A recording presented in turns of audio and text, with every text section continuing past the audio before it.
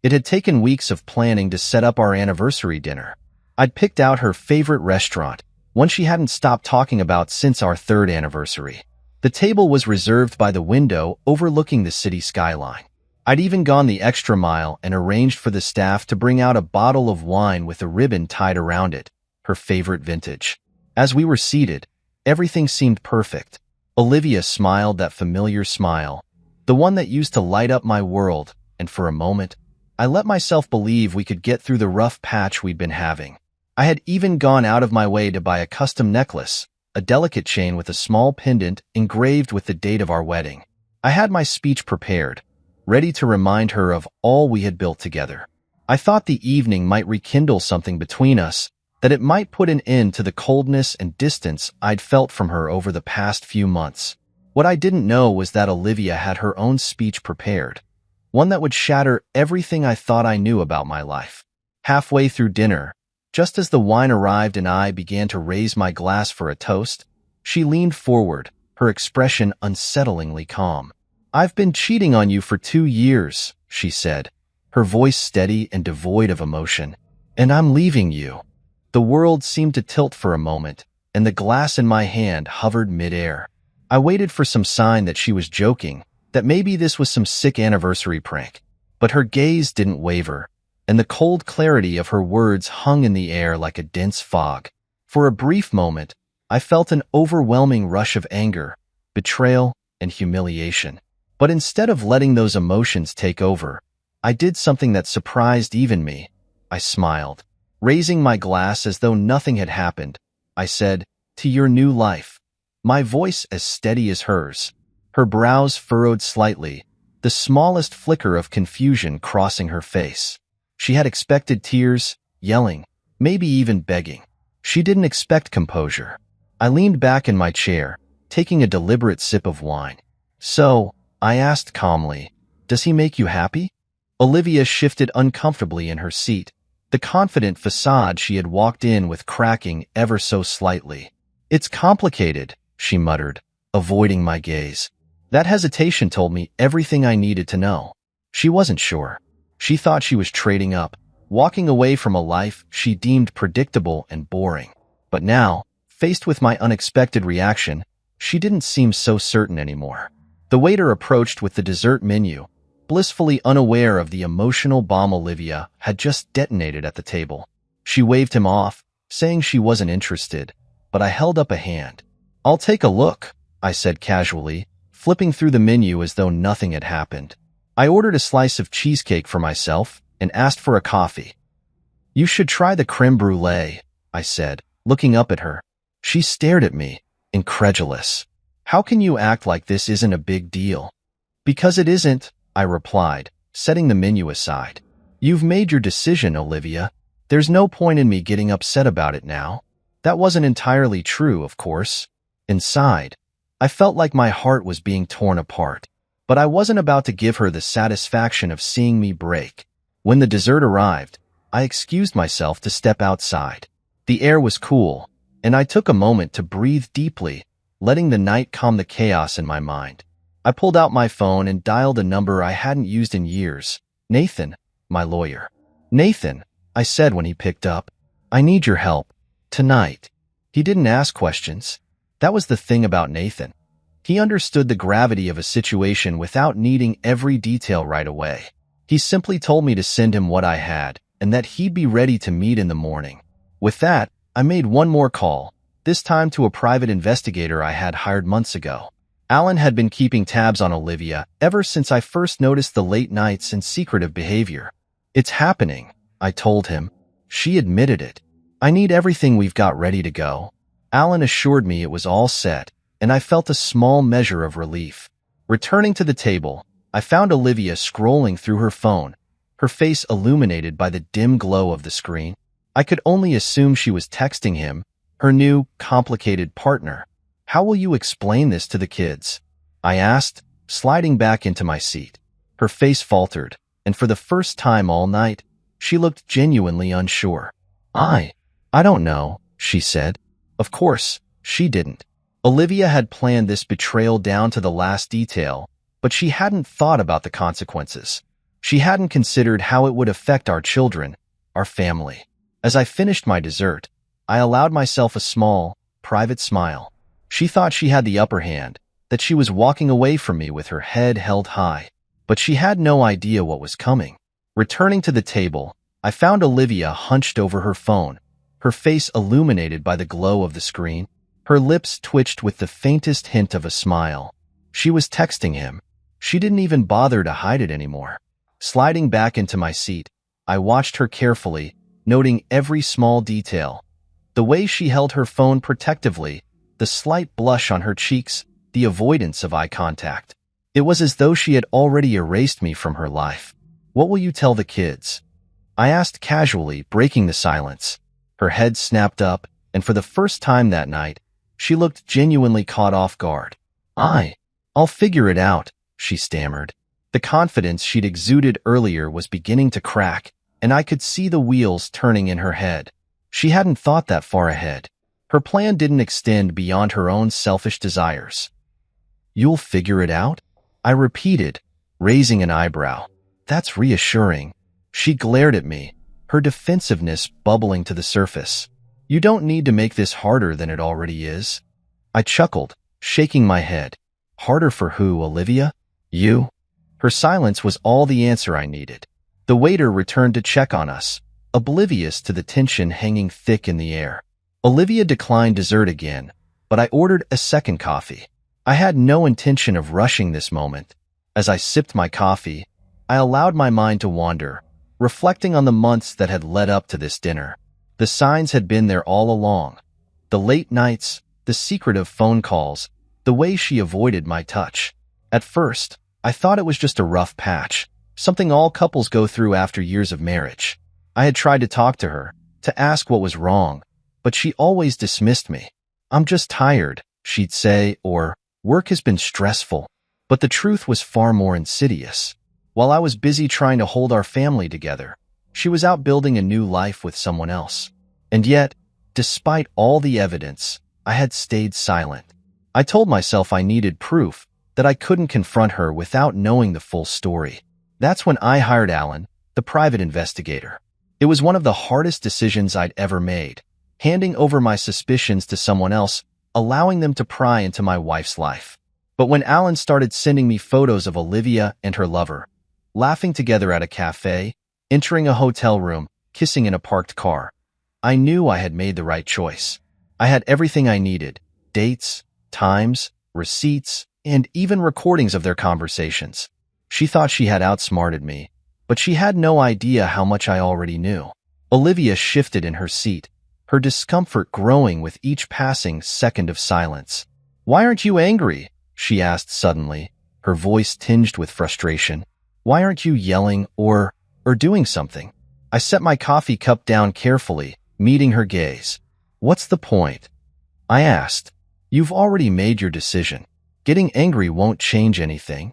She blinked, clearly unprepared for my calm demeanor. I didn't expect you to act like this." I leaned back in my chair, a small smile playing at the corners of my mouth. "You thought I'd fall apart, didn't you? That I'd make a scene, beg you to stay?" Her silence spoke volumes. The truth was, I had fallen apart. Months ago, when I first realized what was happening, I had spent sleepless nights wondering where I went wrong, questioning every moment of our marriage. But now, sitting across from her, I felt an unexpected sense of clarity. This wasn't about me. It was about her.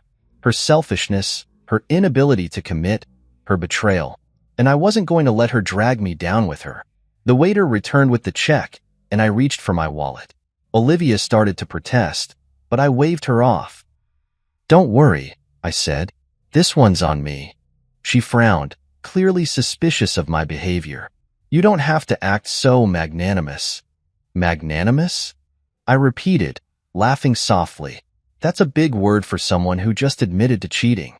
Her cheeks flushed, and she looked away, fiddling with the edge of the tablecloth. As I signed the receipt, I glanced at her one last time.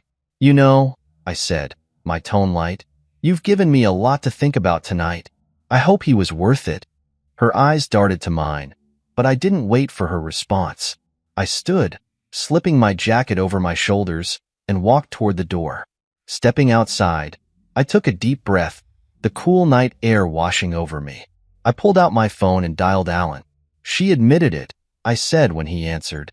"Good," Alan replied. "What's the next move?" "Send me everything," I said. "Photos, videos, recordings. I want it all organized and ready to go." "Consider it done," Alan said.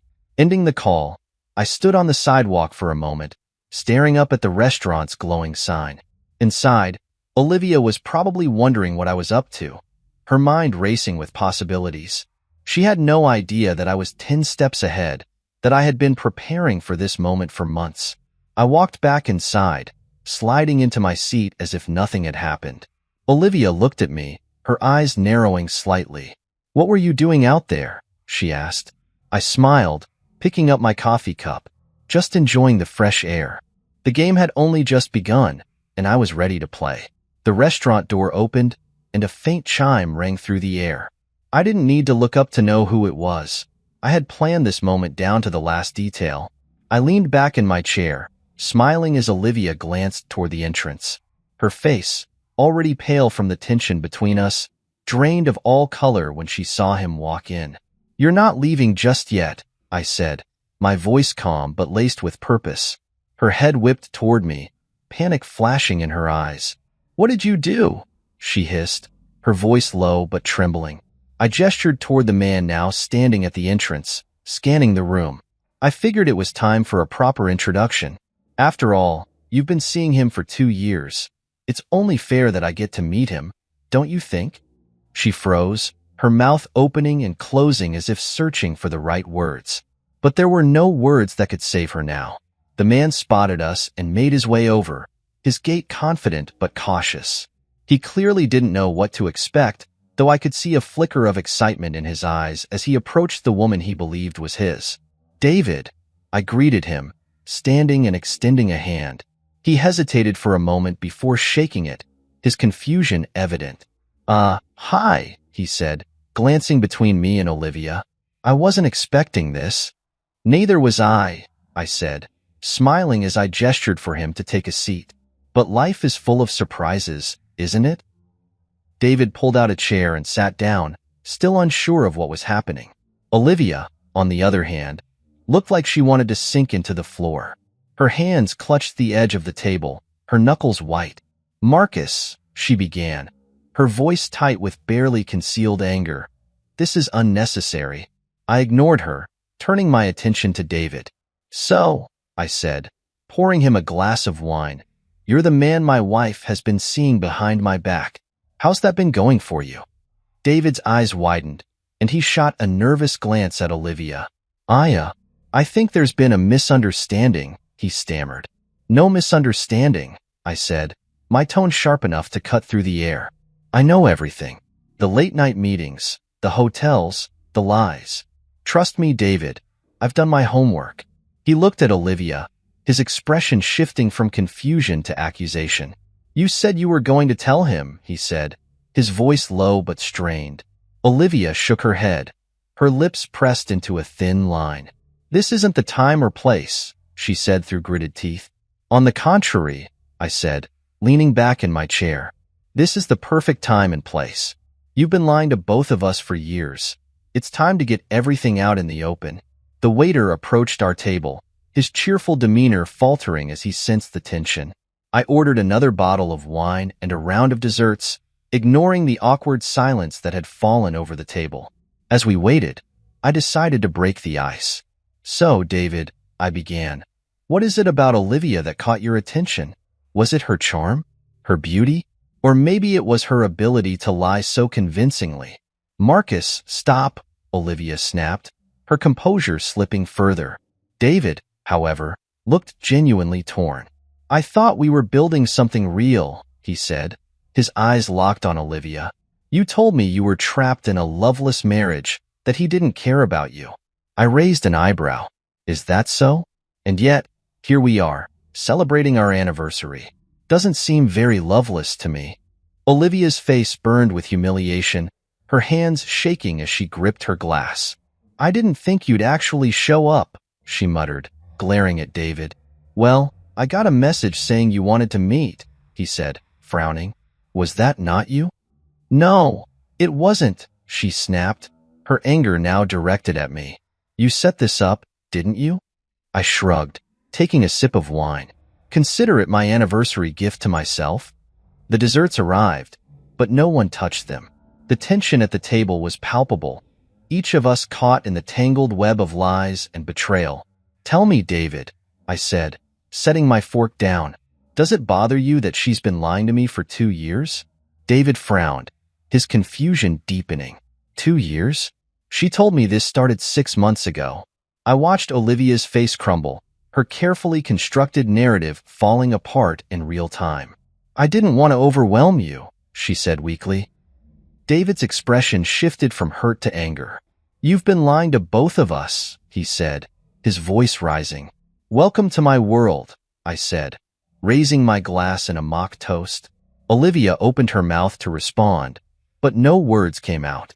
For the first time all night, she seemed at a complete loss. David stood abruptly, his chair scraping loudly against the floor. I need some air, he muttered, storming toward the exit. Olivia turned to me, her eyes blazing. What the hell is wrong with you? Me, I said, feigning innocence. I'm not the one who destroyed our marriage. I'm just cleaning up the mess you made. The waiter returned with the check, his eyes darting nervously between us. I handed him my card, offering a polite smile. Thank you for the excellent service, I said. As Olivia fumed silently, I stood and slipped on my jacket. You should go after him, I said, nodding toward the door. You wouldn't want to lose him now, would you? Her glare could have burned a hole through me, but I didn't care. The game was no longer in her control, and she knew it. With that, I walked out of the restaurant, leaving her to deal with the fallout of her choices. I stood outside the restaurant, leaning against the railing, watching the city lights flicker in the distance. The evening air was crisp, carrying the faint sounds of traffic and laughter from a nearby bar.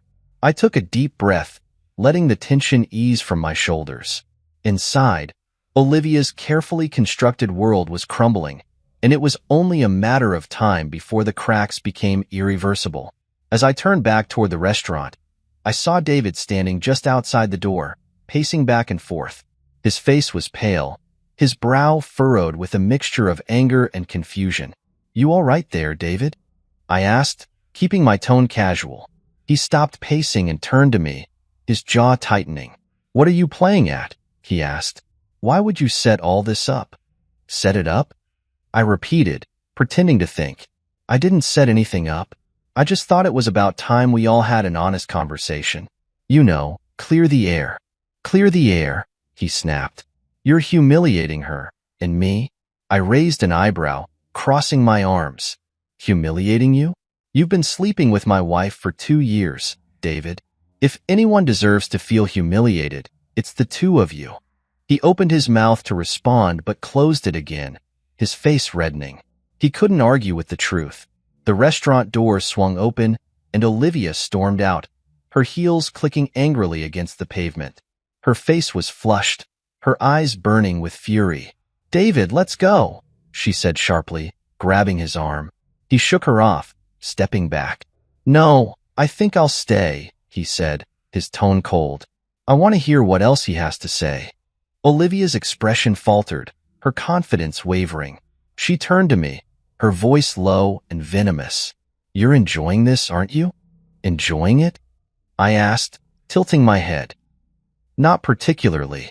I'd much rather be spending my anniversary with someone who actually respects me. Her jaw tightened, and for a moment, I thought she might lash out. Instead, she took a deep breath, smoothing her hands down the front of her dress. You've made your point, Marcus, she said through gritted teeth. Can we stop this now? Oh, I'm just getting started, I replied, my voice calm but firm. I motioned for David to follow me back inside, ignoring Olivia's protests. He hesitated for a moment before reluctantly stepping through the door. Olivia trailed behind, her movements stiff and defensive. Back at the table, the half-eaten desserts and empty wine glasses sat untouched, a stark reminder of how far the evening had spiraled out of control. I gestured for David to take a seat, and after a brief pause, he complied.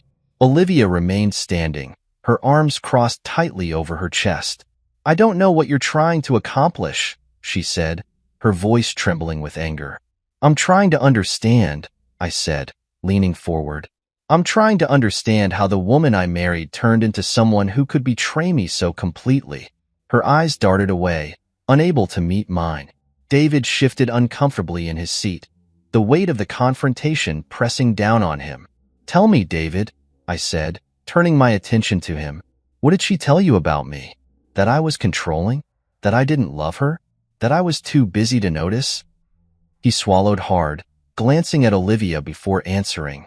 She said you were distant, that you didn't care anymore, that the marriage was over, but you didn't want to admit it.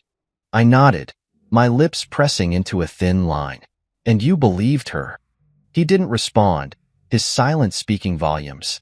Olivia finally spoke, her voice defensive. It's not like that, Marcus. You were distant. You shut me out. I shut you out? I repeated, my voice rising slightly. I worked 12-hour days to provide for this family. I sacrificed time with my friends, my hobbies, everything, so you could have the life you wanted. And this is how you repay me? She flinched, her defenses crumbling. I made a mistake, she said quietly. No, Olivia, I said, shaking my head. A mistake is forgetting an anniversary or missing a dinner reservation. What you did was a deliberate choice, a series of choices over 2 years to lie, cheat, and destroy everything we built together. David shifted in his seat, his discomfort evident. I didn't know it was that long, he muttered. I turned to him, my gaze steady. And now you do. So tell me, David, does it bother you that she's been lying to both of us? He stared at me, his jaw clenching. Yes, he admitted. It does. Olivia's head snapped toward him, her eyes wide. David, no, he interrupted, standing abruptly. I need to think. He turned and walked toward the door, leaving Olivia and me alone at the table. The silence between us was deafening.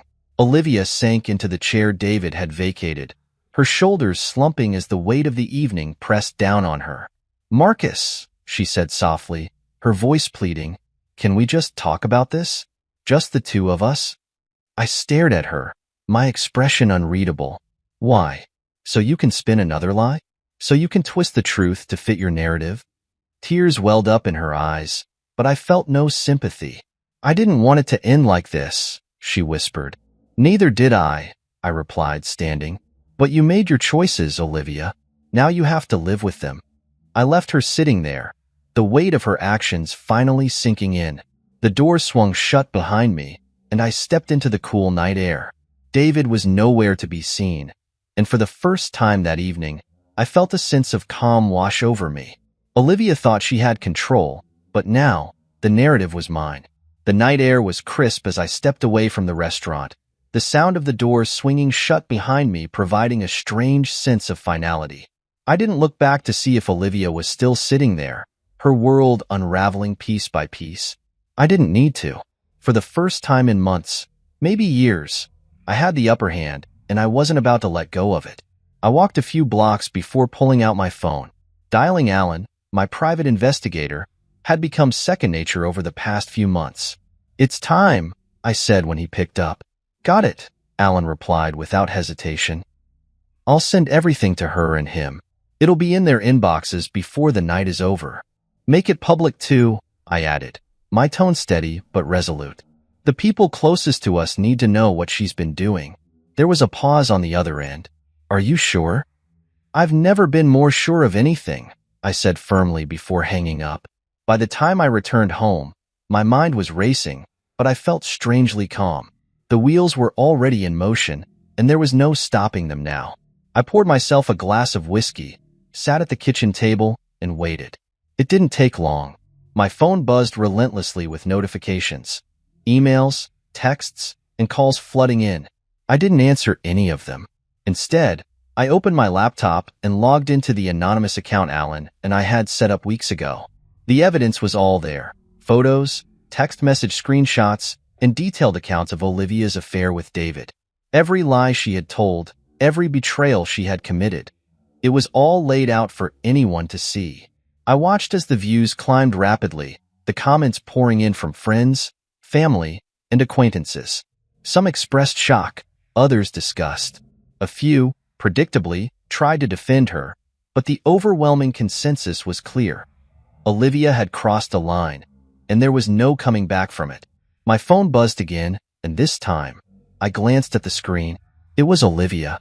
Her name flashing on the screen filled me with a mix of anger and vindication. I let it ring out, but she called again, and again. Finally, I answered, my tone calm but cold. What do you want, Olivia? Her voice was frantic, trembling with a mix of anger and fear. What the hell did you do, Marcus? Why would you do this? Why would I do this? I repeated, leaning back in my chair. Why wouldn't I, Olivia? You spent 2 years tearing apart our marriage behind my back. Did you really think there wouldn't be consequences? This is cruel, she spat, her composure slipping. You're trying to ruin me. No, I said evenly. You ruined yourself. I'm just making sure everyone knows the truth. There was a long silence on the other end, broken only by her ragged breathing. Finally, she spoke, her voice barely above a whisper. What do you want from me, Marcus? I sighed, setting my glass down on the table. What I wanted, Olivia, was a partner. Someone I could trust. Someone who valued the life we built together. But you made it clear that wasn't who you were. So now, all I want is for you to face the consequences of your actions. The next morning, the fallout began in earnest. Mutual friends started reaching out, expressing their shock and disappointment in Olivia. Some cut ties with her entirely, unwilling to associate with someone who had betrayed her family so deeply. David wasn't spared either. His employer, a prominent law firm, caught wind of the scandal and placed him on indefinite leave. His reputation, carefully built over years, was now in tatters. And Olivia? She tried to fight back, calling mutual friends and family members to plead her case. But the evidence was undeniable, and the more she tried to explain it away, the worse she looked. A few days later, I received a call from David. I almost didn't answer, but curiosity got the better of me. What do you want? I asked, not bothering to hide my disdain. I need to know why you did it, he said, his voice heavy with defeat. Why are everything out like that? I leaned back in my chair, staring out the window. Because you needed to know what it feels like, I said simply. You thought you could walk into my life, take my wife, and destroy my family without any repercussions. You were wrong. He didn't respond, but I could hear his shallow breathing on the other end. Finally, he muttered, I never meant for it to go this far. I laughed bitterly. That's the thing about choices, David. They have consequences, whether you meant for them to or not.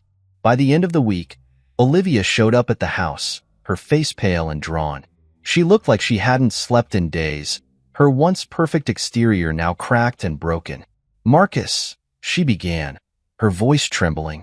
Can we talk? I stood in the doorway, blocking her from entering. There's nothing to talk about, Olivia. You made your choices, and now you're living with them. Please, she whispered, tears streaming down her face. I'll do anything to fix this. I'll go to counseling. I'll cut off contact with David. Just don't give up on us. I shook my head, my expression resolute. There is no us anymore, Olivia. You ended that the moment you decided to betray me. Her shoulders slumped, and for the first time, she looked truly defeated. Without another word, she turned and walked away, disappearing down the driveway.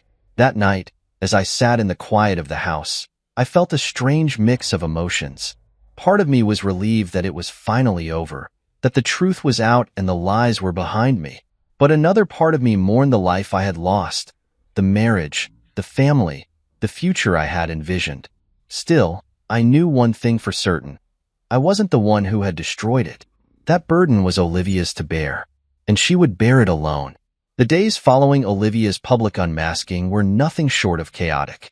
What had started as a carefully executed plan to reveal her betrayal had now spiraled into something far bigger.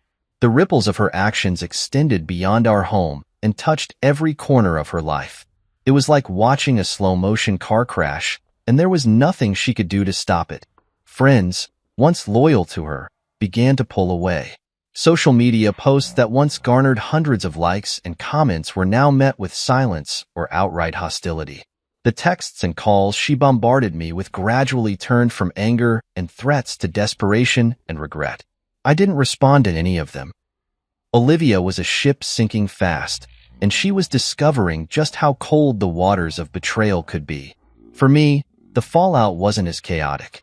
It was oddly peaceful, a sharp contrast to the storm raging in her world. I moved through my days with a quiet sense of purpose, focused on my children and my work. The kids had been my priority from the beginning. I made sure to shield them from the full brunt of the drama, keeping their routines as normal as possible. But children are perceptive, and they knew something was wrong.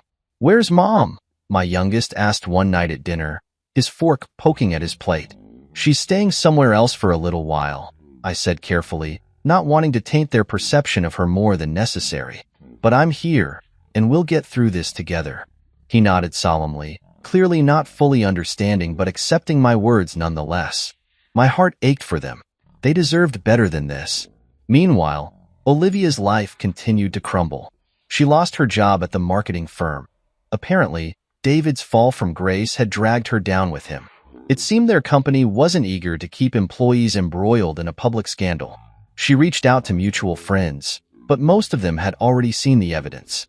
It was hard to argue against photos, texts, and videos that left no room for interpretation.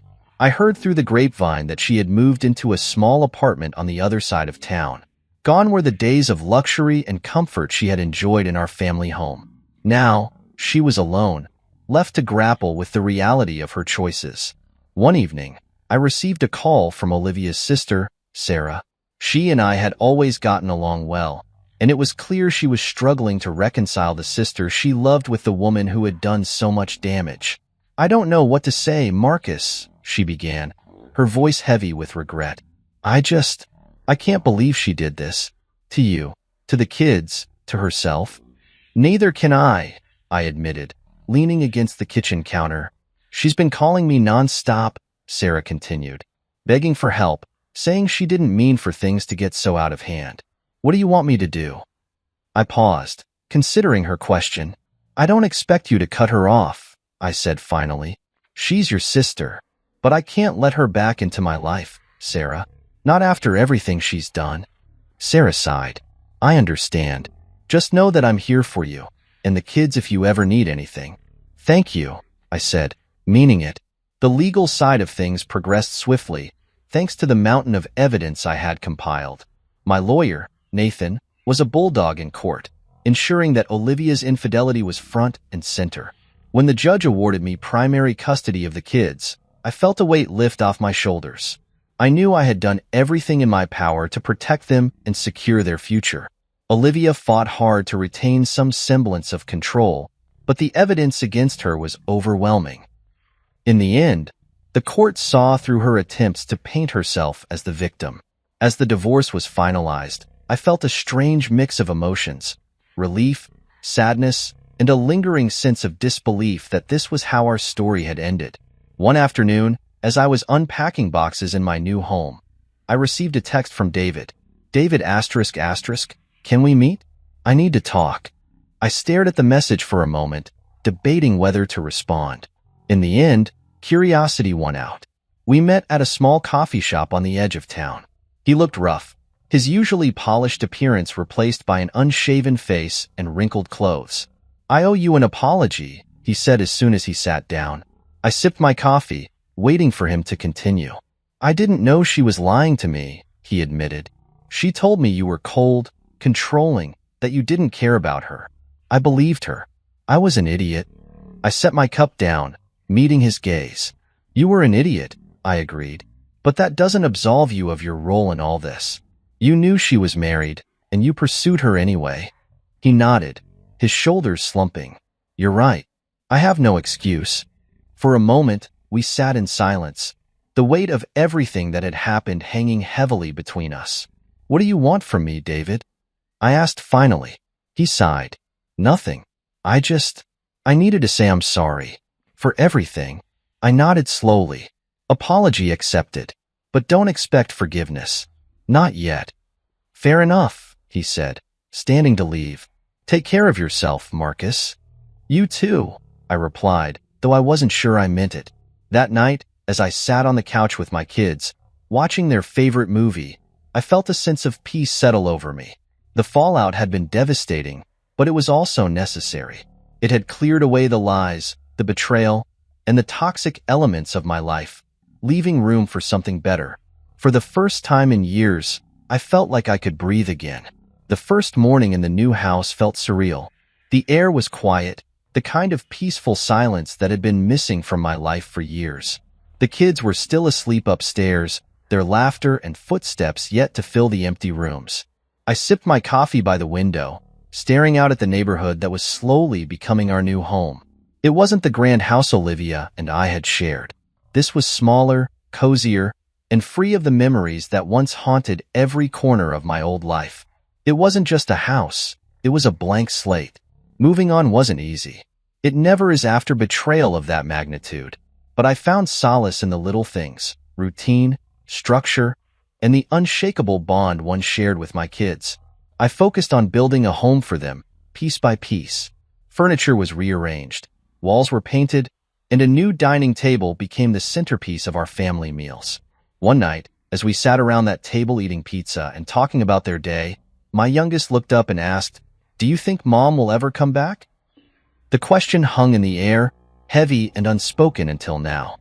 I set my slice down, meeting his wide, innocent eyes. "Mom made some choices that hurt our family," I said carefully. "But what's important is that we're safe now, and we have each other." He nodded, though I could see he didn't fully understand. Maybe he didn't need to. It was during these quieter days that I met Claire. She was my neighbor, living in the house next door. We'd exchanged polite nods and hellos when I first moved in, but it wasn't until she saw me struggling with a stubborn lawnmower that we really talked. "Need a hand?" she called out, walking over with a cheerful grin. "I could use all the help I can get," I admitted, stepping back as she inspected the machine. She fiddled with a few knobs, gave it a hard yank, and the motor roared to life. "You've got to show it who's boss," she said with a laugh. I chuckled, wiping my hands on my jeans. "Thanks. I owe you one." "No problem," she said, extending a hand. "I'm Claire, by the way." "Marcus," I replied, shaking her hand.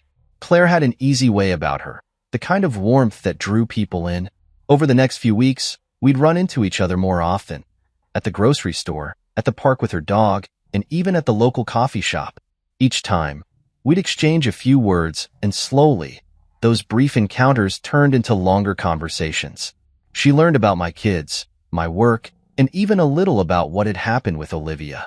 I didn't go into detail, but Claire had a way of listening that made me feel heard. One evening, she knocked on my door with a casserole dish in hand. "I figured you could use a break from cooking," she said, smiling. The kids loved her immediately, and as we sat around the table eating her homemade lasagna, I felt a warmth I hadn't experienced in a long time. Claire became a regular part of our lives, though I was careful not to rush into anything. Trust was fragile, and I wasn't ready to hand it over so easily. But with each passing day, she proved herself in small, meaningful ways. She helped my daughter with a school project, taught my son how to bake cookies, and even lent me her tools when I decided to build a treehouse in the backyard.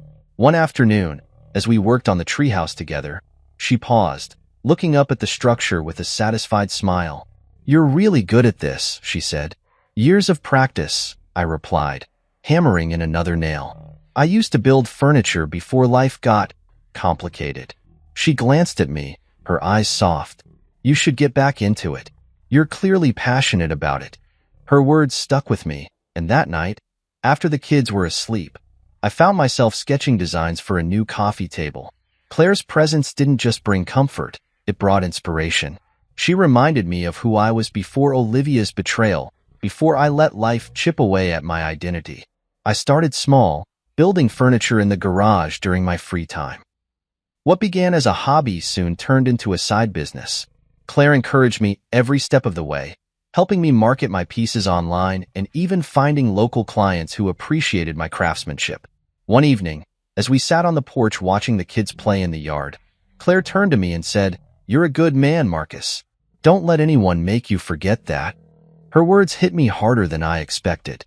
For so long, I had doubted myself, wondering if Olivia's betrayal was somehow my fault. But Claire reminded me that I was worth more than the pain I had endured. By the time the holidays rolled around, our new house felt like home. The kids were thriving, their laughter filling every corner of the space we had built together. Claire joined us for Christmas dinner, bringing gifts for the kids and a bottle of wine for me. As we sat around the table, surrounded by the warmth of family and friendship, I realized how far I had come. This was what a fresh start looked like. Not perfect, not without its challenges, but full of hope and possibility. For the first time in a long time, I felt like I was exactly where I was meant to be. The call came late in the evening, just as I was tucking the kids into bed. I didn't recognize the number, but something told me to pick up. Marcus, the voice on the other end began, hesitant and shaky. It was Olivia. What do you want? I asked, keeping my tone neutral but firm. I need your help, she said, her voice cracking. Everything is falling apart. I let her words hang in the air, refusing to fill the silence. This wasn't my problem anymore. They froze my accounts, she continued, her desperation seeping through the line. I can't pay rent. I've been let go from my job and I don't know what to do. Her admission didn't surprise me. I had heard bits and pieces through mutual acquaintances, how David had abandoned her, how her reputation had been destroyed by the very evidence I'd made public. I'm sorry to hear that, I said flatly, but this is your mess, Olivia. You made these choices. I know, she whispered, her voice barely audible, but I didn't think it would end like this. Her downfall had been swift and brutal. After our divorce was finalized, she struggled to find stable footing. The evidence of her infidelity and deceit had spread far and wide, tarnishing her reputation both personally and professionally. David, the man she had risked everything for, had cut ties with her not long after losing his job. Without his financial support or companionship, she was left to fend for herself. Her once vibrant social circle dissolved overnight. Friends who had once flocked to her dinner parties now avoided her calls.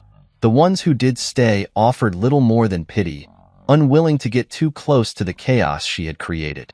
She moved into a small, run-down apartment on the outskirts of town, a far cry from the luxury she had once enjoyed.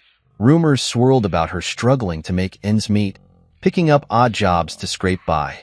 Despite everything, Olivia still tried to salvage her image.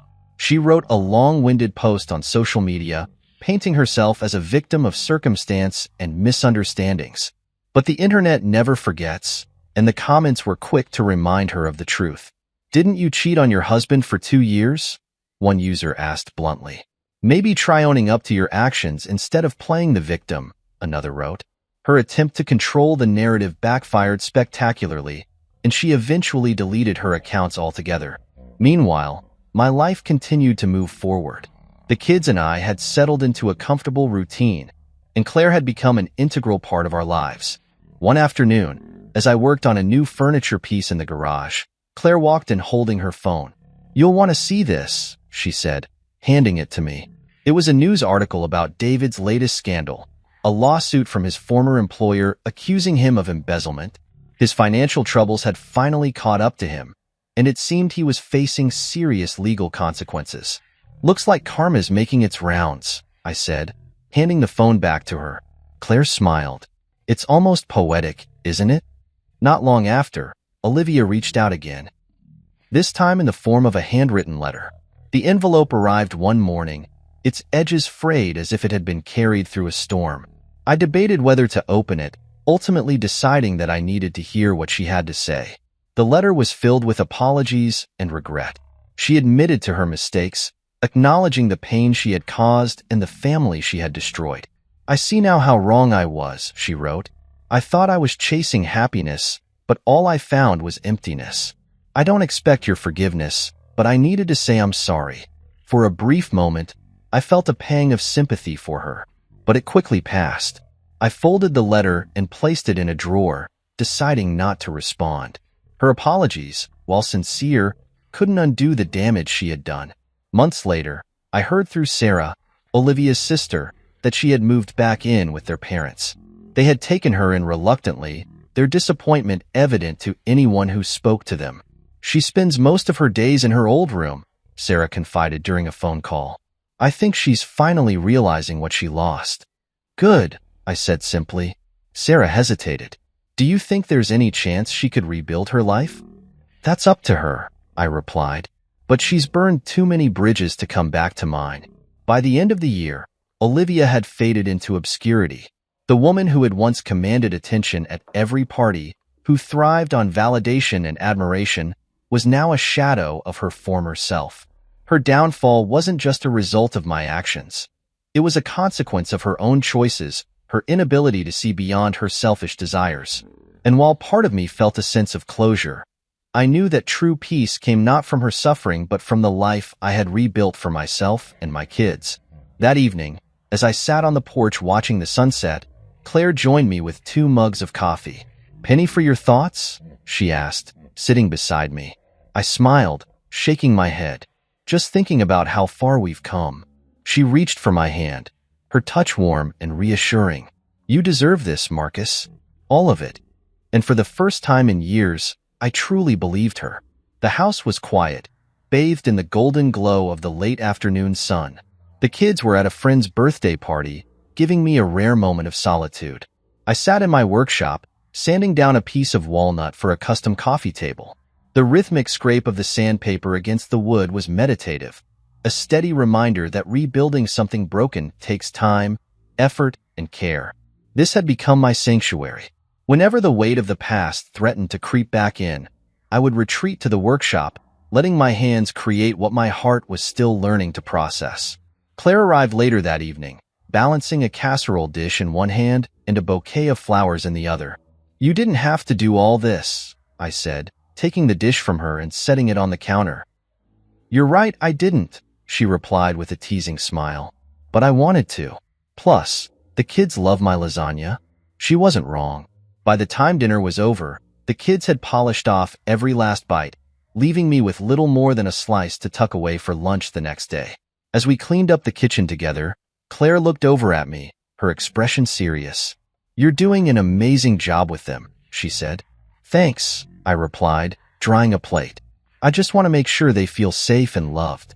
After everything they've been through, they deserve that much." "And so do you," she said softly, her eyes meeting mine. Our relationship had grown slowly, rooted in trust and mutual respect. Claire never pushed me to open up about my past, but when I did, she listened without judgment. I didn't think I'd ever be able to trust someone again.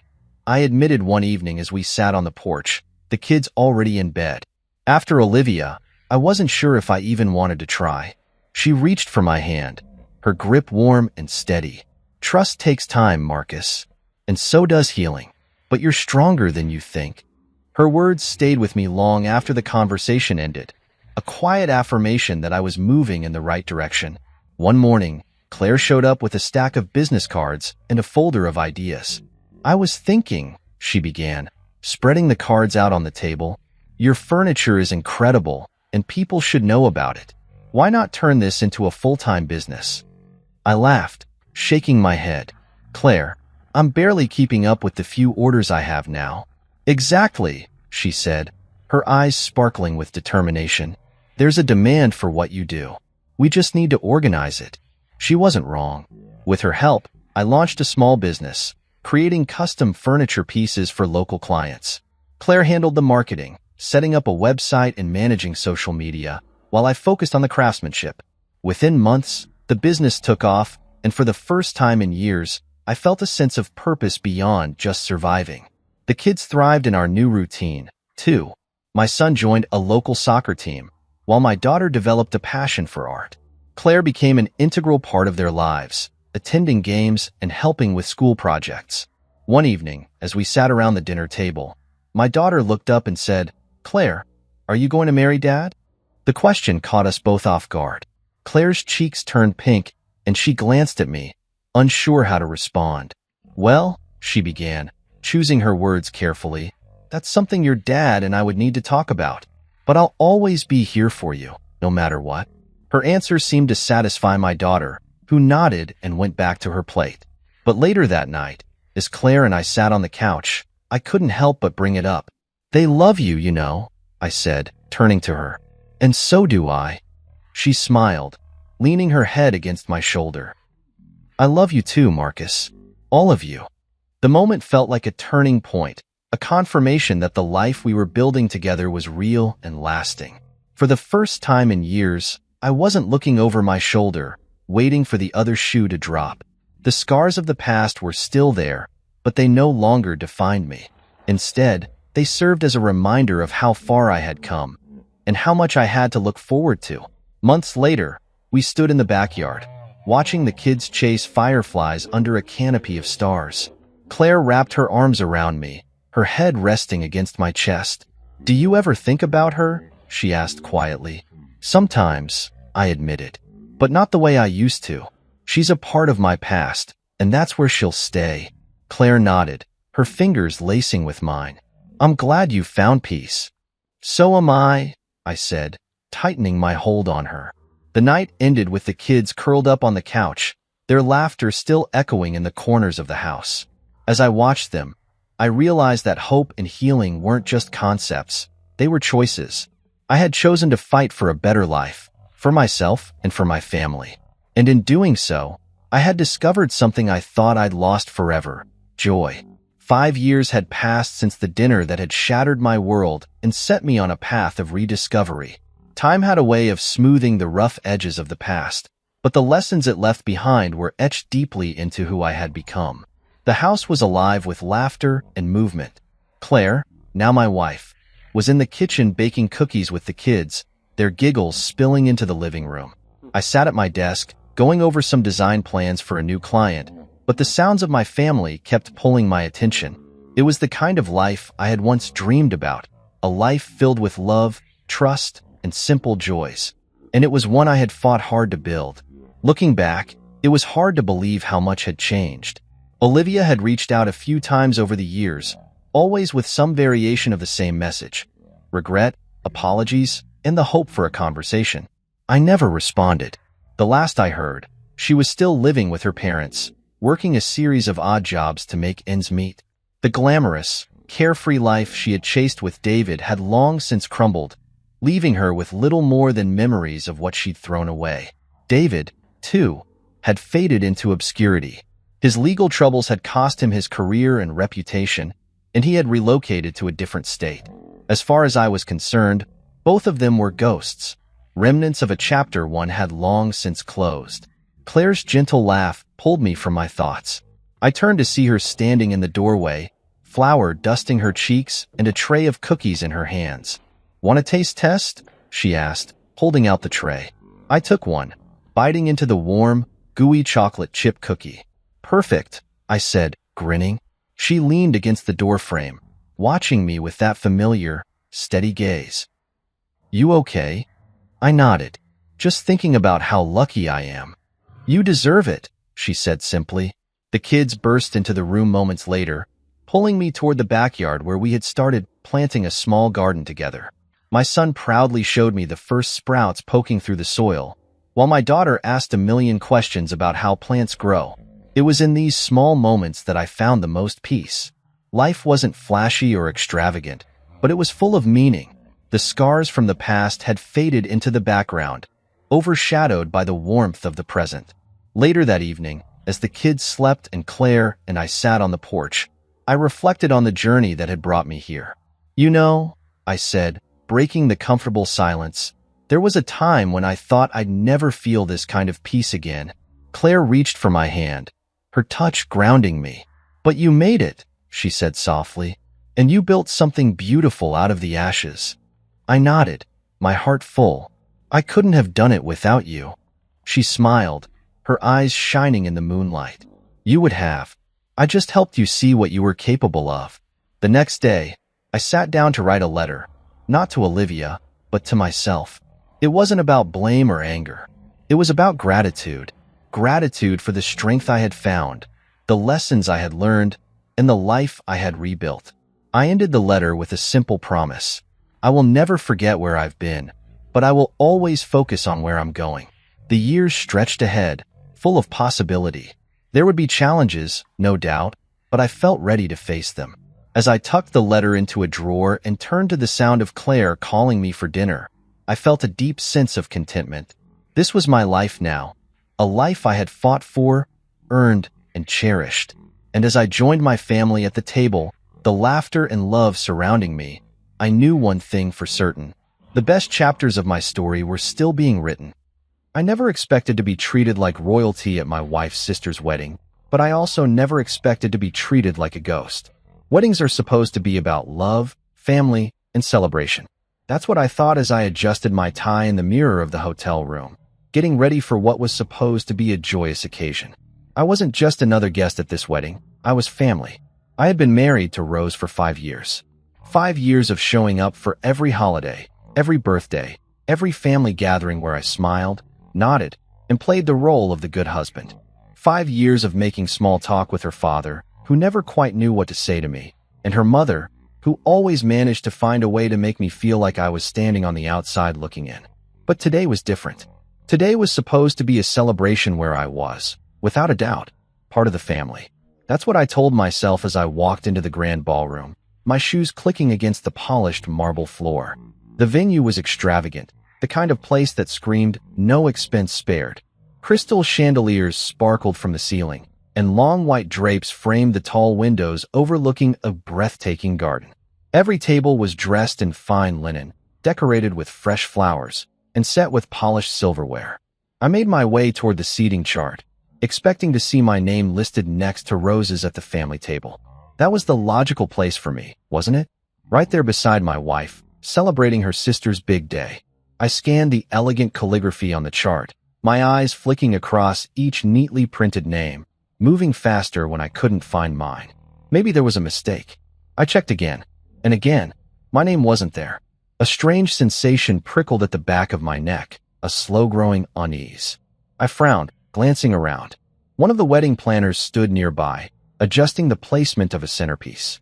She was young, probably a college student hired to help out for the night, and when she saw me staring at the seating chart, she gave me an apologetic smile. "Excuse me," I said, keeping my voice light.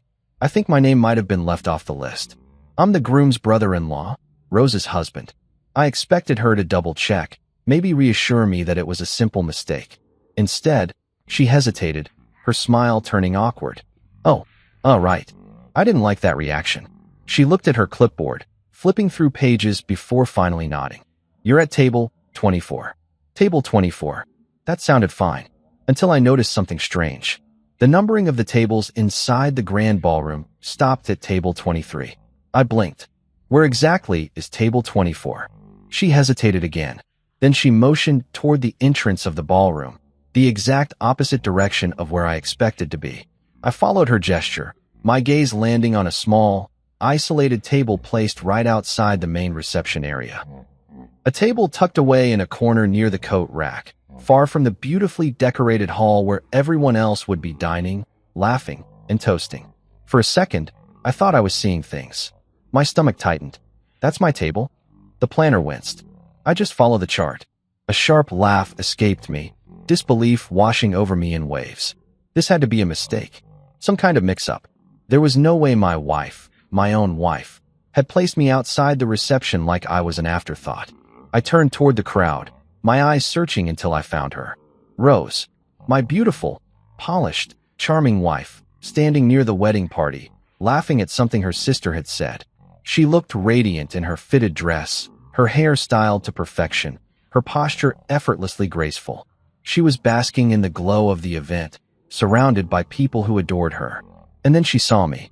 She met my gaze, her lips twitching into a smirk. I started walking toward her, weaving through the guests, my mind still trying to rationalize what I had just seen. Maybe she didn't know. Maybe it was an oversight. Maybe. She spoke before I could. "Only close family gets a table," she said, her voice laced with amusement, like she was telling me an inside joke. It took me a moment to process her words. "Only close family." I stared at her, waiting for some indication that she was joking, that she would roll her eyes and say, "Relax, I'm kidding." But she didn't. She just stood there, watching me, waiting for my reaction. And suddenly, it hit me. This wasn't a mistake. This wasn't an oversight. This was deliberate. Rose had done this on purpose. I exhaled slowly, a tightness building in my chest. My fingers curled into my palm, not in anger, but in something colder, something heavier. I turned back to the lonely table by the coat rack. A table meant for people who didn't belong. That was where my wife had placed me, away from the celebration, away from her. And for the first time, I realized something I had ignored for too long. Maybe Rose never truly saw me as family. Maybe I had spent 5 years believing I was part of something that never really included me. Maybe I had been blind. And now, standing there in that beautifully decorated ballroom, surrounded by laughter and celebration, I felt something unexpected. I felt done. Not angry. Not sad. Just done. Before I could even process my wife's words, before I could fully absorb the cold, sharp reality of what had just happened, I felt a presence beside me. A presence I had come to recognize over the years. My mother-in-law, Janet. She had the same smirk as Rose. That same thin-lipped expression of quiet amusement. Her perfectly manicured fingers wrapped around a champagne flute as she surveyed me like I was an oddity, something out of place. "Guess you don't count," she said, her voice light and airy, as if she were commenting on the weather instead of casually reducing me to a nonentity. Then she giggled. It was a soft, delighted sound, but to me, it felt like nails dragging across a chalkboard. I turned to look at her fully. She was dressed in a deep emerald gown, her jewelry gleaming under the chandelier light, her hair styled to perfection. She looked every bit the wealthy, elegant matriarch that she so desperately wanted to be perceived as. And yet, standing there, smirking at me as if I were some kind of amusing inconvenience, all I could see was the woman who had never truly accepted me. Over the years, Janet had made it clear in 1,000 subtle ways that I wasn't her kind of person. I wasn't from an elite family. I didn't come from money. I wasn't someone she could brag about at her social clubs. And now, she had found a new way to remind me of that fact. I glanced at Rose, waiting for her to say something, anything, to contradict her mother. But she just stood there, sipping her champagne, watching the exchange like it was an entertaining scene from a movie. She was enjoying this. They had planned this together. I clenched my jaw, inhaling deeply through my nose as the realization settled deep in my gut. I had always known that Janet didn't care for me, but I had fooled myself into believing that Rose was different. That no matter how much tension existed between me and her mother, at the very least, Rose would stand by me. But here she was, laughing at my humiliation. Something inside me hardened. "Wow," I said, keeping my voice low and measured. "You really went all out with this, huh?" Janet lifted her brow. "I have no idea what you mean." I let out a dry laugh. "Sure you don't." The giggle returned. She took a dainty sip of her champagne, looking incredibly pleased with herself. This wasn't just about the seating arrangement. This was a power move. A statement. A reminder that I was less in their eyes. I could feel the heat of nearby gazes, subtle but present. People were watching. The wedding guests might have been occupied with drinks and music, but there were always eyes. Always whispers. And Janet? She lived for moments like this. She leaned in slightly, lowering her voice so only I could hear. "You really shouldn't take it personally." I turned my head slightly, locking eyes with her. "You mean I shouldn't take it personally that my wife and mother-in-law shoved me into a dark corner of the reception like some kind of unwanted plus one?" I asked, my voice carefully controlled. Janet shrugged, a slow, deliberate movement. We had to make space for family. Family. That word sat between us like an invisible knife. I felt a slow, simmering rage begin to take root in my chest. Family. The word they threw around like it meant something sacred. The word they used when it was convenient for them, when it made for good appearances, when it benefited their narrative. I had been married to Rose for 5 years. I had attended every tedious family event, smiled through every backhanded comment, tried my best to be what they wanted. And now, at the very event where I should have been standing beside my wife, I was being told I wasn't family. I clenched my fist at my side, swallowing down the sharp sting of betrayal. Rose, who still hadn't said a word, finally spoke. "You're making a big deal out of nothing," she said, her tone dismissive. "It's just seating. Don't be dramatic." I turned to her, searching her face for something.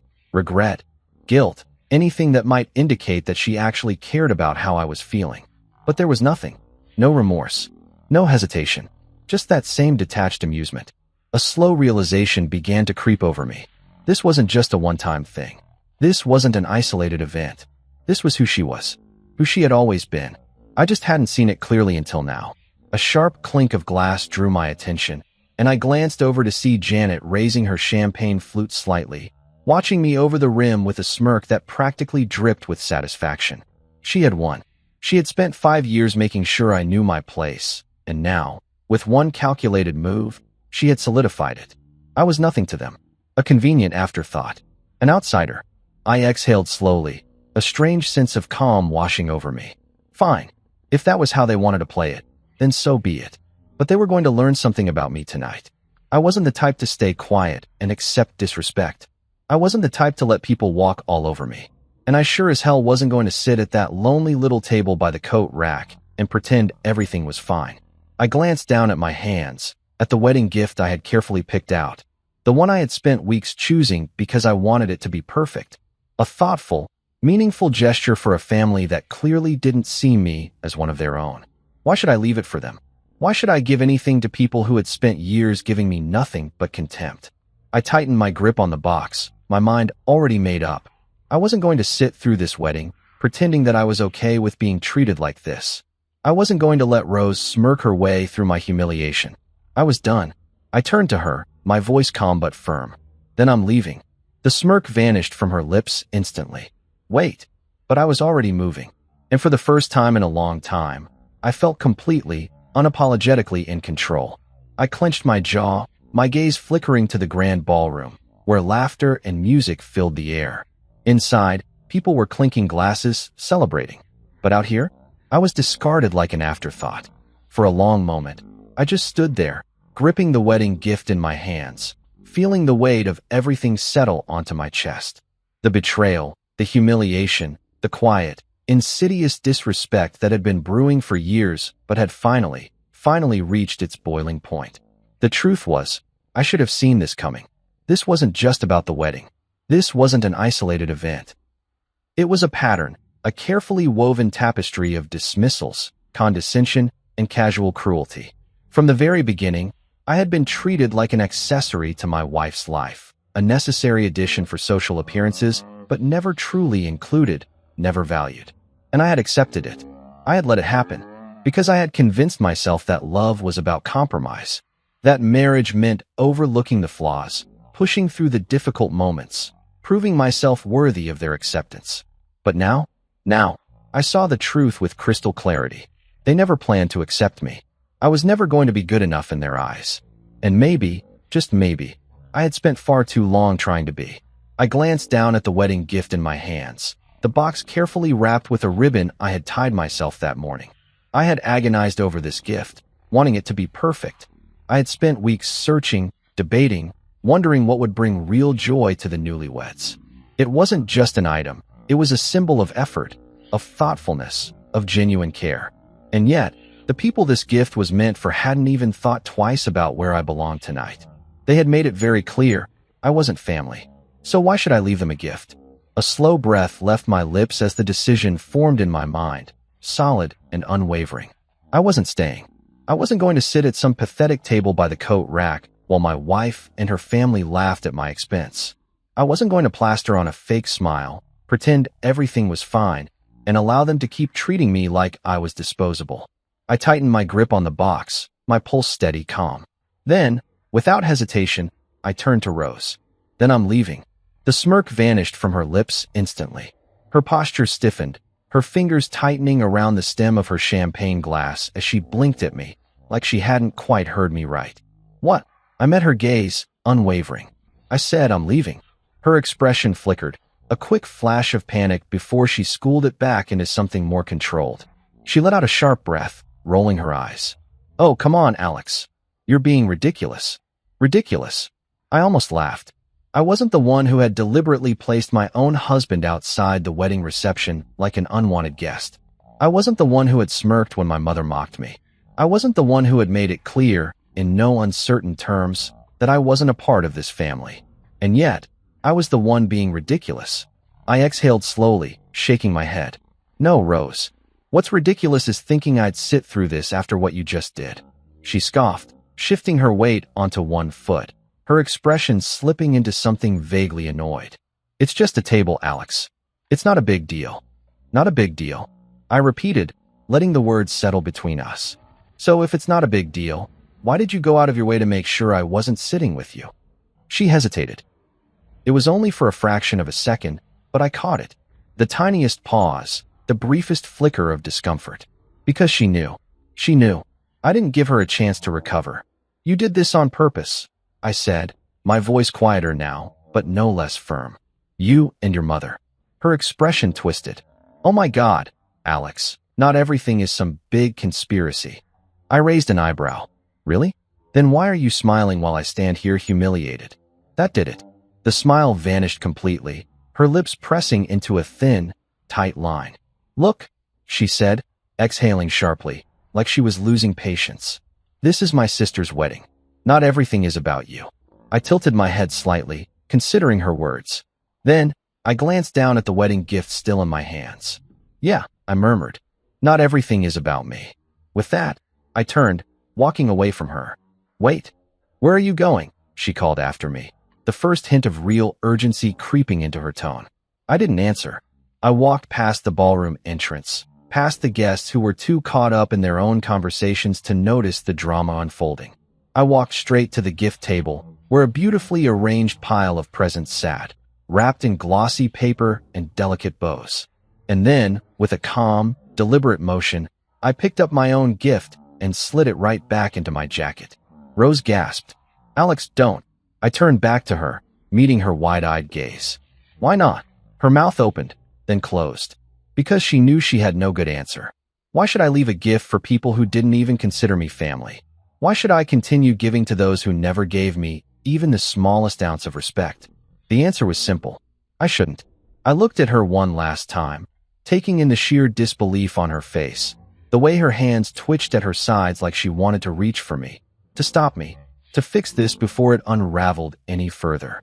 But it was too late. This wasn't just about a wedding.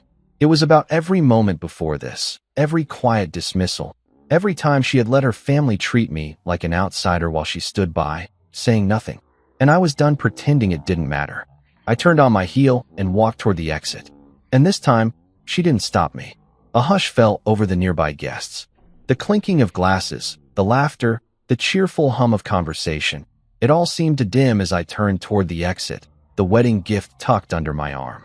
I felt the weight of their eyes on me. I knew how this looked. The husband of the bride's sister, standing at the edge of the ballroom with a stiff jaw and a storm brewing behind his eyes.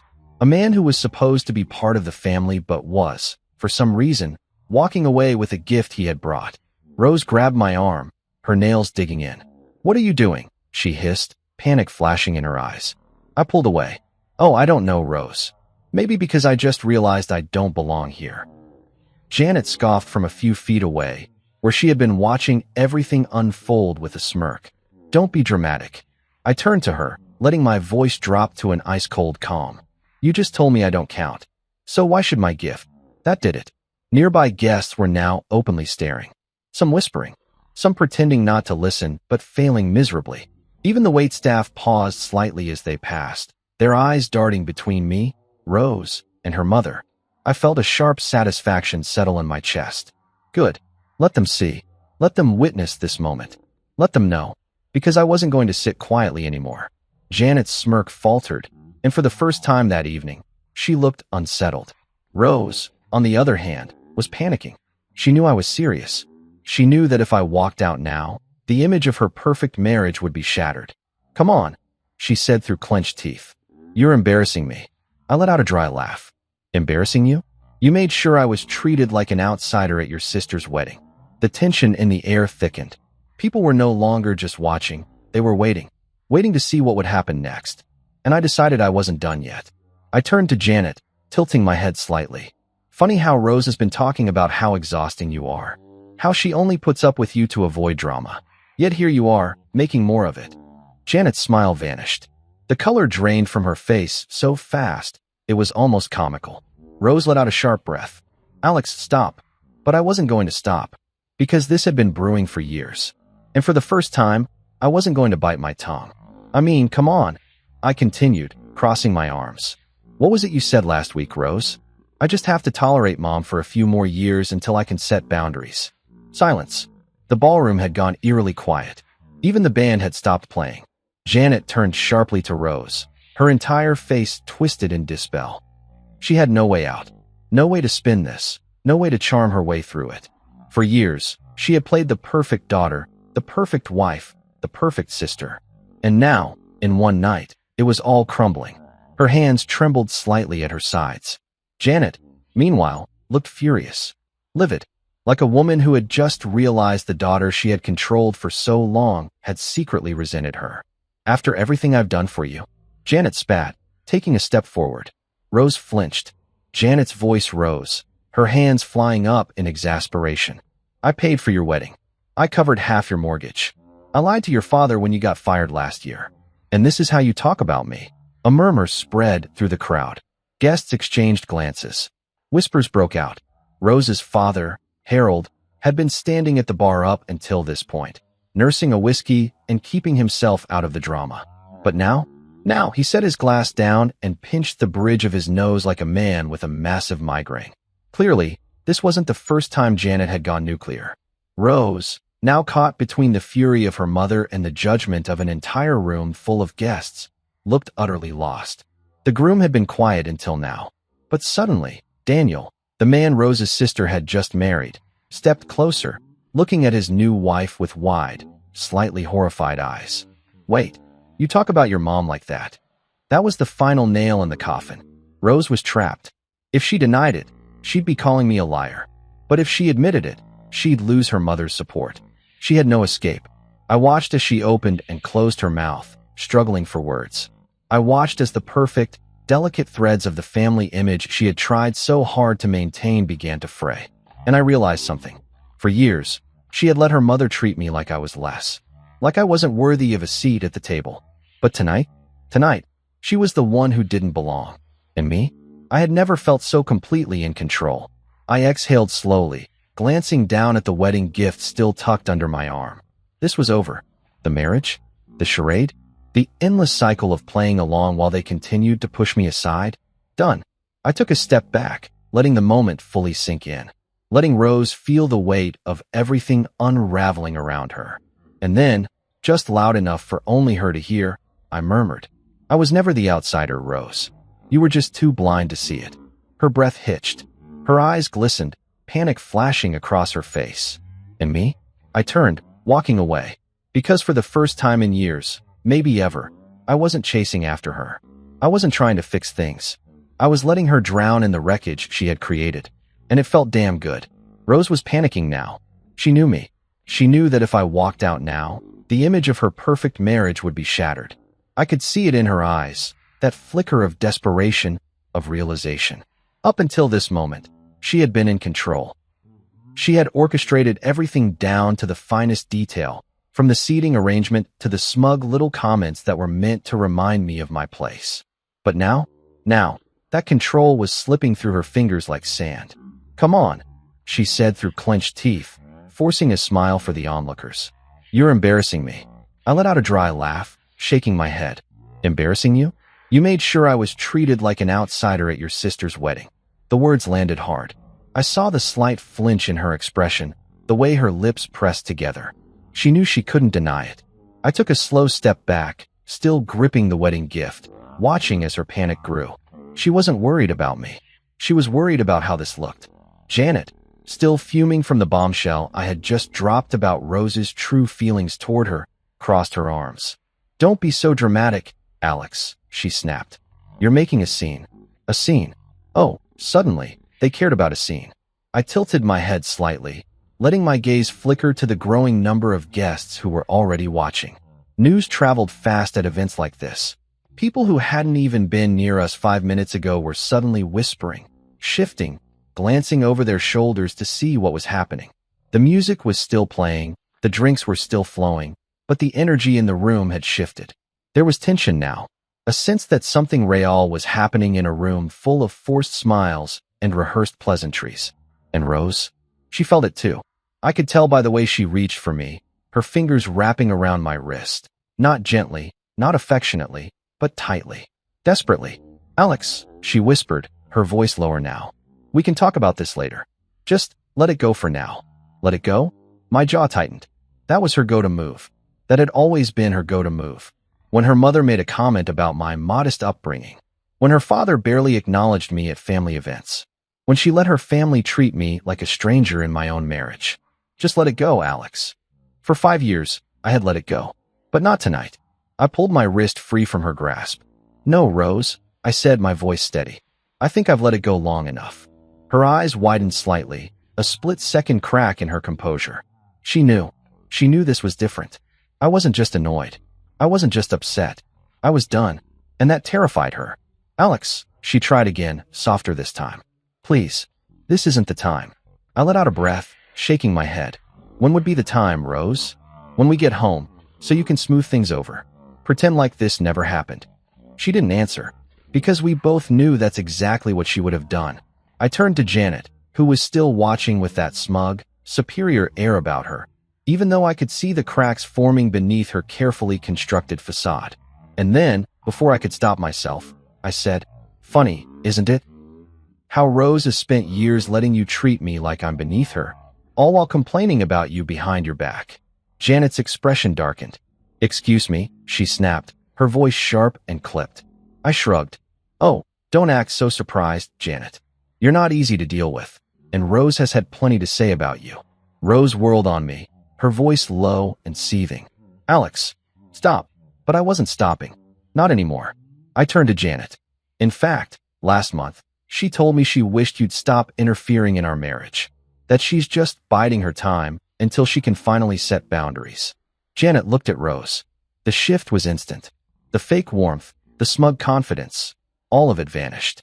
Is that true? Janet demanded. Rose's mouth opened, but no sound came out. Because there was no way out of this one. If she denied it, she'd be calling me a liar. If she admitted it, she'd lose her mother's support. And for someone like Rose, someone who had spent her entire life making sure she stayed on her mother's good side, that was devastating. I watched it happen in real time. Her carefully constructed world, her perfectly curated image, shattering. Guests were openly staring now. Bridesmaids, groomsmen, distant relatives. Everyone was watching as Rose floundered. And then, as if things couldn't get worse for her, the groom, Daniel, stepped forward. He looked at his new wife, Rose's sister, then back at Rose. His expression was unreadable, until he said, Wait, you talk about your mom like that. The tension in the room tripled. Because now, it wasn't just Rose's reputation that was at stake. It was her entire family dynamic. Janet was staring at her daughter like she was a stranger. The guests were eating this up, exchanging whispers and glances, watching every expression shift like it was the greatest reality show of the year. And me? I just stood there, feeling something I hadn't felt in a long, long time. Power. Control. For years, they had treated me like I didn't matter. Like I wasn't part of their world. And now, in one single night, they were all feeling what it was like to be on the outside. To be humiliated. To have their perfect little world collapse around them. Rose turned back to me, her eyes wide, pleading. Alex, she whispered. Please. I just smiled. Because for the first time in 5 years, I wasn't the one begging. Janet turned sharply to Rose, her expression twisted with pure fury. Her voice cut through the murmurs of the crowd like a blade. After everything I've done for you? You ungrateful little brat. I had seen Janet angry before. Her cold disapproval when I first married Rose. Her passive-aggressive digs at family dinners. The little ways she exerted control over everyone around her. But this was different. This was raw. Rose, for the first time in her life, looked truly afraid of her mother. Mom, she stammered, her voice barely above a whisper. But Janet was just getting started. She stepped forward, her perfectly manicured fingers tightening around the stem of her champagne glass, like she wanted to crush it in her grip. Her voice rose, sharp and venomous. I paid for your wedding. I covered half your damn mortgage. I lied to your father when you got fired last year. And this is how you talk about me. The air in the ballroom grew thick with tension. A gasp rippled through the crowd. People were openly staring now. Even the servers, who had been busy clearing tables, had stopped what they were doing to watch the implosion of this perfect family. And Rose was drowning. Her carefully crafted image, perfect daughter, devoted wife, loving sister, was crumbling in front of everyone. "Mom, please." "No." Janet snapped, her face flushed red. "I have sacrificed so much for you, and you repay me by talking about me like I'm some kind of burden?" Rose's hands were trembling. Her eyes darted around, as if searching for an escape, as if she could somehow undo the last 5 minutes. But she couldn't, and I just stood there, watching, because for once, it wasn't me in the hot seat. For once, I wasn't the one being humiliated. I had spent years biting my tongue, swallowing my pride, sitting through dinners where Janet and Rose made me feel like an outsider. And now, they were the ones feeling it. The crowd's whispers grew louder. Harold, Rose's father, was rubbing his temples like a man who deeply regretted his life choices. The groom, Daniel, looked absolutely stunned.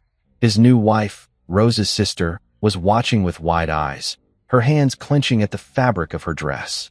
And me? I was just enjoying the fireworks. Because this was better than I ever could have planned. Janet kept going, unable to stop herself. "And to think I was actually proud of you," she spat.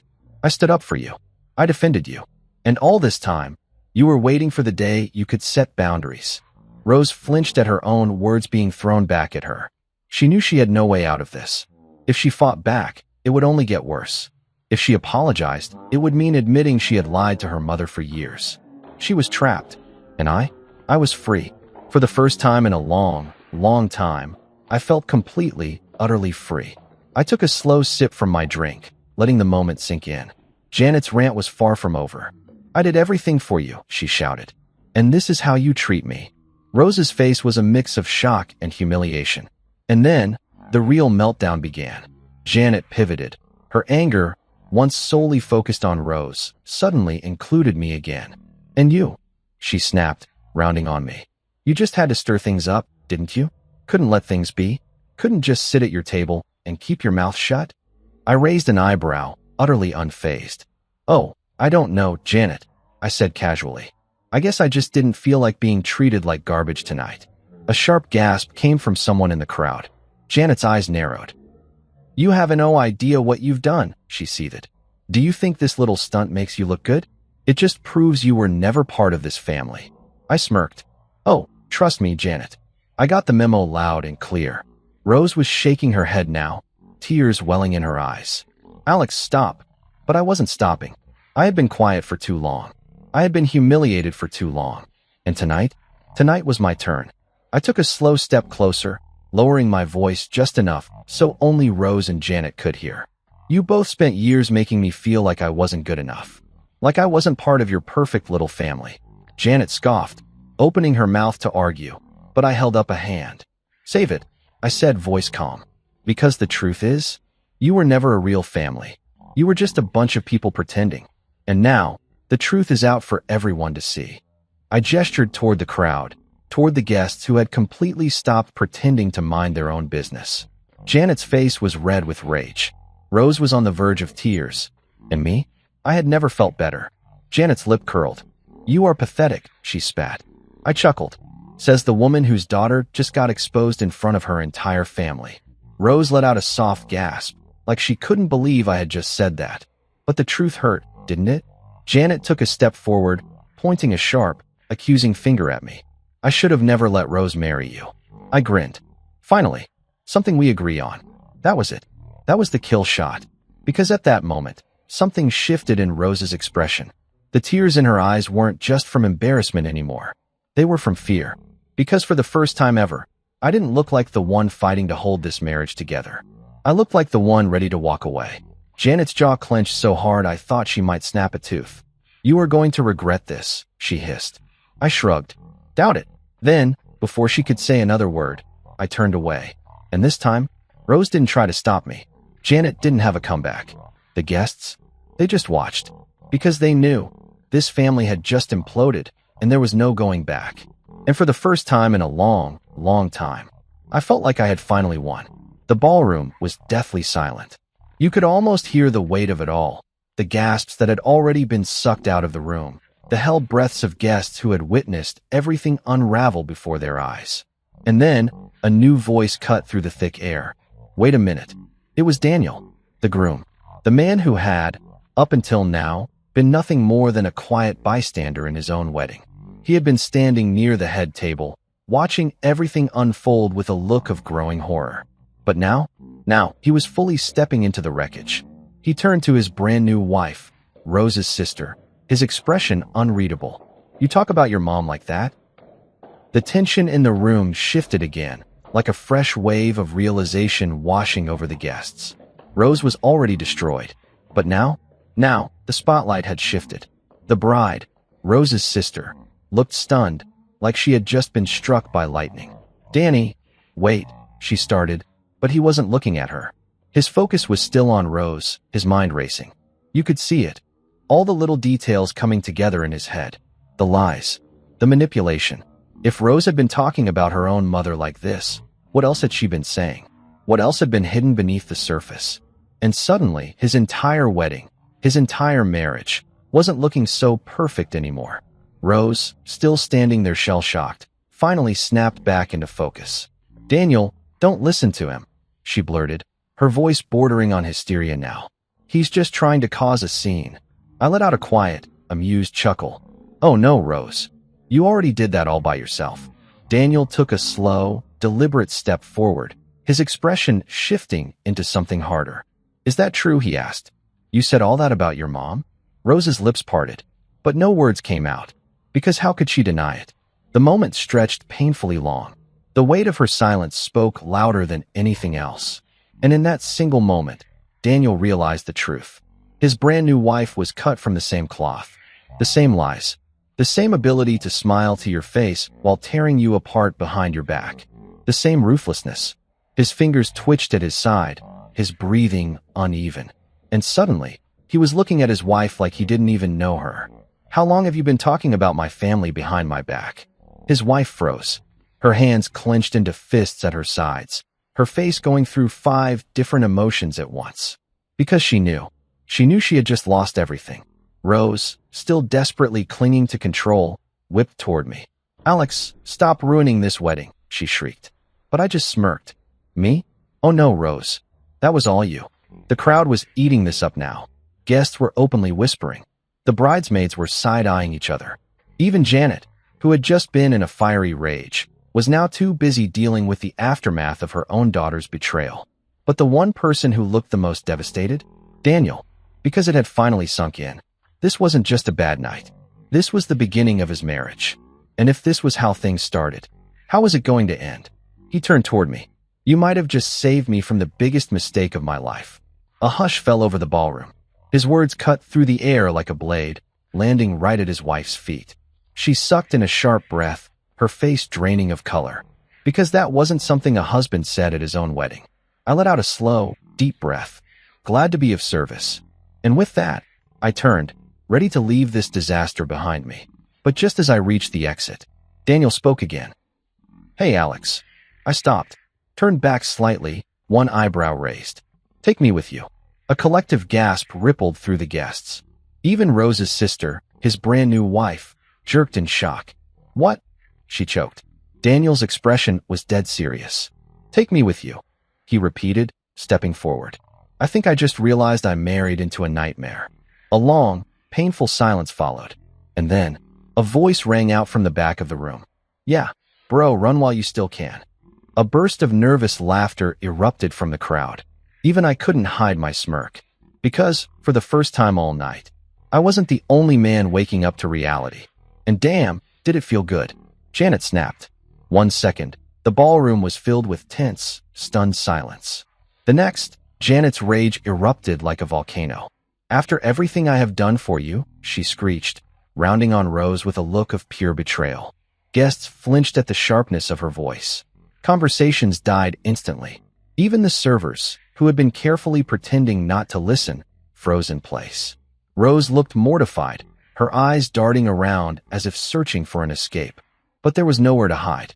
"I have sacrificed so much for you," Janet raged, marching closer. "I defended you. I covered your debts. And this is how you talk about me behind my back." The anger in her voice wasn't just about tonight. This was years of control, years of manipulation, years of Janet believing she had raised the perfect, obedient daughter. only to find out Rose had secretly resented her all along. Rose, for the first time in her life, looked completely powerless. "Mom," she started, her voice shaking. But Janet wasn't done. Not even close. "You lied to me," she hissed. "You lied. And after everything I did to make sure you had a good life?" A new tension spread through the crowd. Guests exchanged glances, their whispers growing. People shifted uncomfortably.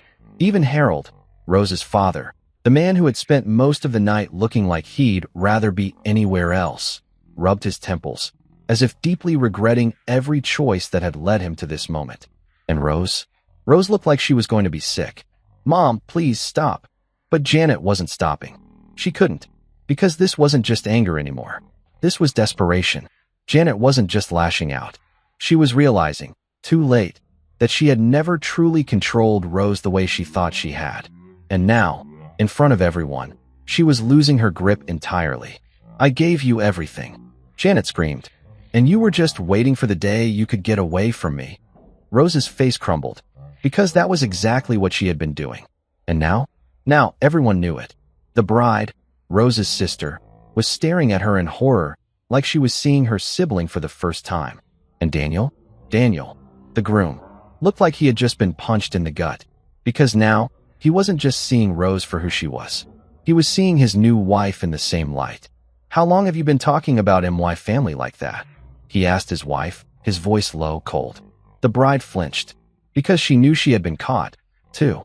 Rose's lips trembled, but no words came out, because there was nothing she could say to fix this. I stood there, watching it all fall apart, and for the first time in 5 years, I felt zero sympathy. This wasn't just karma. This was poetic justice. I watched as Rose struggled to find her footing. Her hands trembled at her sides. Her lips parted, then closed again, because she wasn't just dealing with Janet anymore. She was dealing with the entire weight of the truth crashing down on her. She had spent years letting her mother tear me down. She had spent years letting me be the outcast in my own marriage.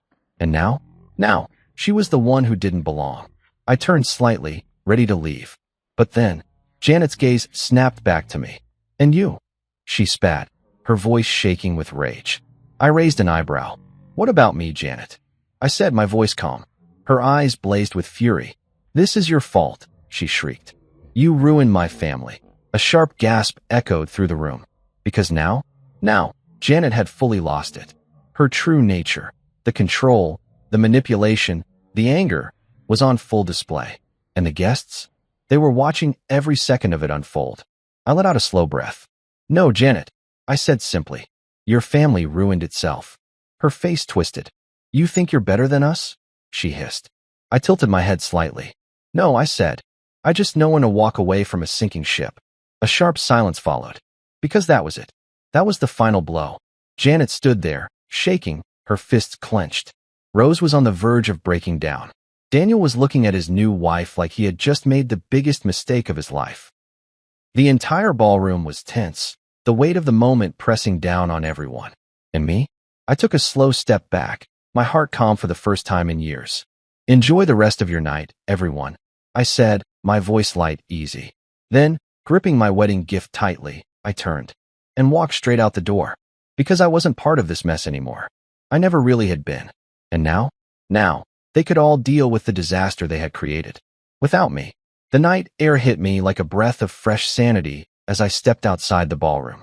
The weight of it all, the noise, the humiliation, the endless cycle of being treated like I didn't belong, was gone the moment I walked through that door. But inside, chaos was still unraveling. I didn't even need to turn around to know that Janet was still fuming, that Rose was desperately trying to salvage what was left of her image, and that Daniel, the groom, was probably rethinking his entire marriage. And me? For the first time in a long, long time, I felt free. I should have kept walking. Should have left it all behind. Let them deal with the wreckage they had created. But then, the ballroom doors burst open behind me. "Alex," her voice. Tight. Desperate. I didn't turn around immediately. Instead, I let the silence stretch, let her feel it. That unfamiliar feeling of being the one left behind. Finally, I glanced over my shoulder. Rose stood in the doorway, breathing hard, her dress slightly rumpled from the tension of the night. Her eyes were wild, her expression torn between anger and panic. I raised an eyebrow. "You're still my husband," she said, her voice pleading now. "You're supposed to support me." I let out a slow, quiet chuckle. Not the kind that comes from amusement. The kind that comes from finally seeing everything clearly. I turned fully to face her, taking in the sight of the woman who had spent years making me feel like I wasn't enough. Now standing in front of me, realizing she was the one who had lost everything. "Oh," I said, my voice steady. I thought I didn't count. The words landed like a bullet. Her entire face crumpled. Because she knew. She knew what she had done. She had spent years, making me feel like an outsider in my own marriage. She had let her mother degrade me, push me aside, treat me like I was less. And now, she was the one begging for me to stay. The irony was almost poetic. "Alex," she tried again, softer this time, reaching for me. "Please, can we just talk?" I stepped back before she could touch me. "Talk," I echoed. Her lips parted slightly, but she had nothing to say. Because there was nothing left to say, I shook my head. "No, Rose. We should have talked a long time ago." A flash of guilt crossed her face. And then, a new emotion crept in. Desperation turned to anger. Because she wasn't used to this. She wasn't used to not having control. "You're making a mistake," she said, her voice sharper now. "You think this makes you look good?" Walking away, I just smiled.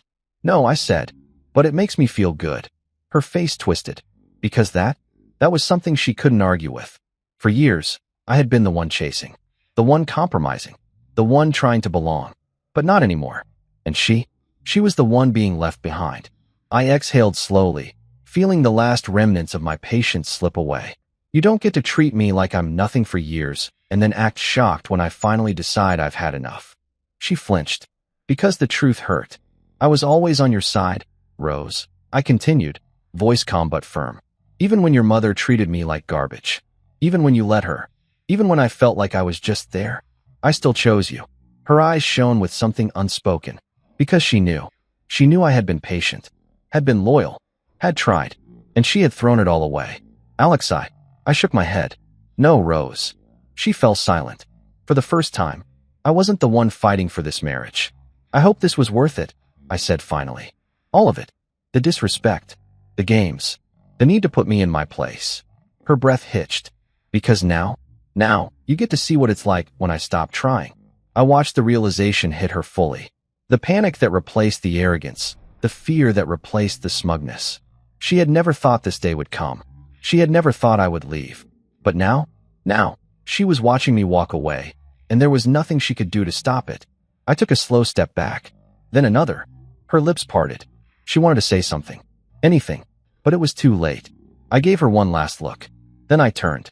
And for the first time in years, I walked away without looking back. The next morning, my phone blew up. I knew it was coming. I expected it. But still, seeing Rose's name flood my screen, over and over, was almost pathetic. I didn't answer. I didn't even bother to read most of them. But the ones I did, they were exactly what I thought they'd be. "I can't believe you did that. You embarrassed me in front of everyone. You're my husband, Alex. You're supposed to stand by me. Apologize, and maybe we can fix this." I let out a dry, humorless chuckle. Apologize? For what? For finally standing up for myself? For not sitting quietly while her family made a joke out of me? For walking away when I was done being treated like garbage? Yeah, not happening. I scrolled past her messages, deleting them without responding. Then I saw the voicemails from Janet. 7 of them. All different shades of furious. I played one out of pure curiosity. "Alex, you need to fix this. You humiliated Rose. You embarrassed our family. You should be ashamed of yourself. Call me back, now." I smirked and deleted it immediately. There wasn't a single part of me that felt bad. Not one. Because for once in my life, I had done what was right for me. And I wasn't looking back. But the best message? The one that actually made me pause. A text. From Daniel. The groom. The man who had watched his brand new marriage implode right alongside mine. "You might have just saved me from the biggest mistake of my life." I stared at the words for a long moment, then let out a slow exhale. Because I knew exactly what he meant. I wasn't the only one who had seen the truth last night. I wasn't the only one who had been playing a losing game. Daniel had looked at his new wife and seen his future flash before his eyes. A lifetime of feeling small. A lifetime of walking on eggshells. A lifetime of trying to be enough for someone who would never see him as an equal. And now? Now he was rethinking everything. I tossed my phone onto the kitchen counter, leaning back in my chair. For the first time in 5 years, my entire world had shifted. And yet, I felt lighter. Like I had finally put down the weight I had been carrying for so long. The weight of trying. The weight of being married to someone who had never truly valued me. Rose could call. Janet could scream. The entire family could be furious. I didn't care. Because for the first time in my life, I chose myself. And it felt damn good.